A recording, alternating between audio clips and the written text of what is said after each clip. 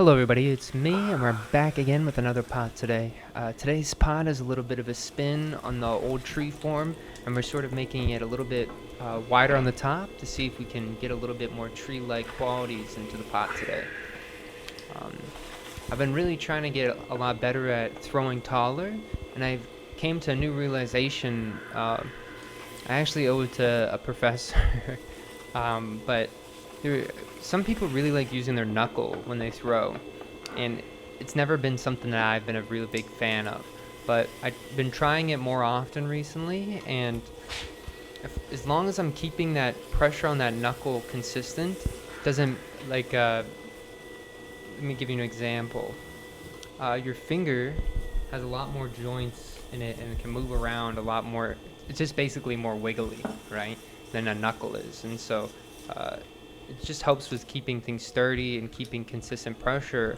And then also sometimes if I do too much of a drastic pull, right, with my fingers, and that means if I make that angle too sharp or I'm stretching too much clay at once, you can get some pretty gnarly lines on the interior of the pot.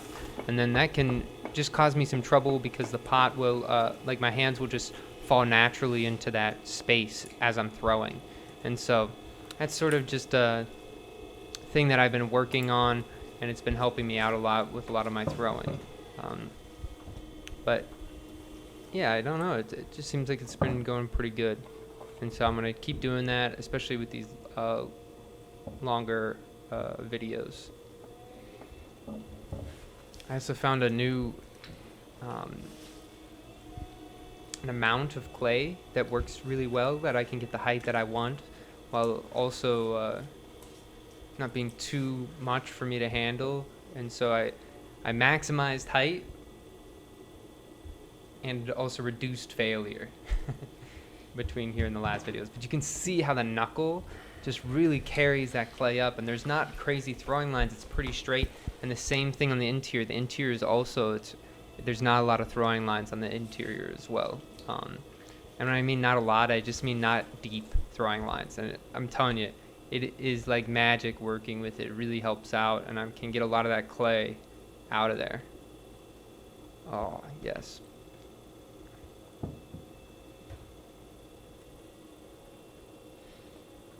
Yeah, and so I guess some of the idea with this tree form is I really like the twist, right? The twist feels really good, and that's from the exaggerated poles, right? I like the way that the little plate, or whatever you want to call it, the skirt on the bottom usually works. And I've been playing around with that a little bit too recently by using a wire tool and cutting it and making it sort of uneven, and then sort of just playing it by ear of what I'm seeing, like where should a little flip of the finger go on the skirt.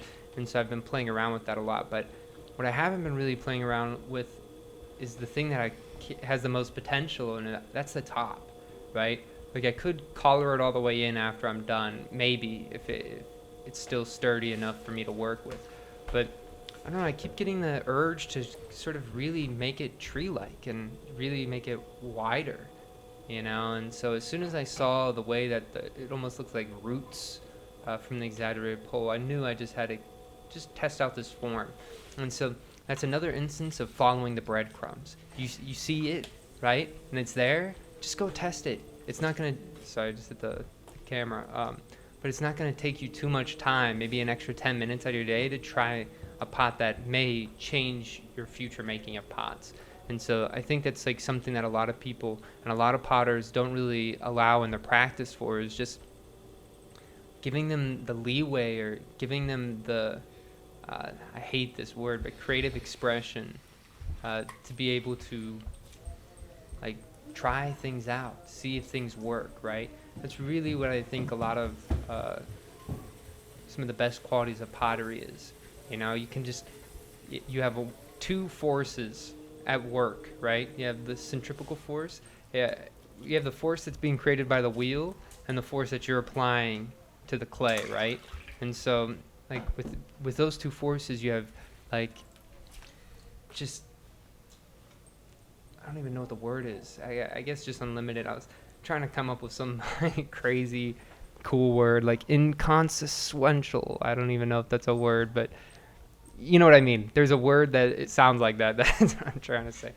But here we're doing the exaggerated pulls, but there really is unlimited moments, and then we're limited by what we're taught about pottery when we first start, right? It's like the production potters that like gave way to this whole new like craft hobbyist mentality of pottery, but it doesn't necessarily need to be that, right? Like you can sort of reject that whole history and make a whole entire new thing for yourself, right? And with just those two forces, you have that ability. And so I think we should be trying these things a lot more when we're making, and I think it's important to uh, do that, right? Because why would I want to make pots that look like Greek pots from who knows when, right?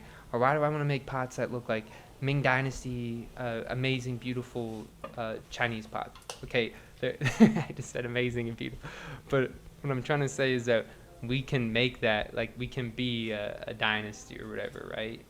And with all the, I guess the hype or the power of the individual that's come with this new era, I mean, what a great time to really shape what our era of pottery can be, right?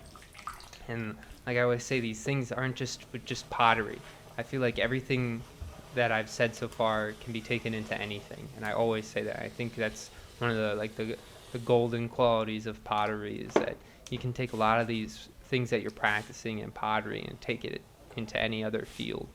And I'm sure other people can say that, but I think there's really some uh, built into the material qualities that you just can't avoid when messing around with pottery.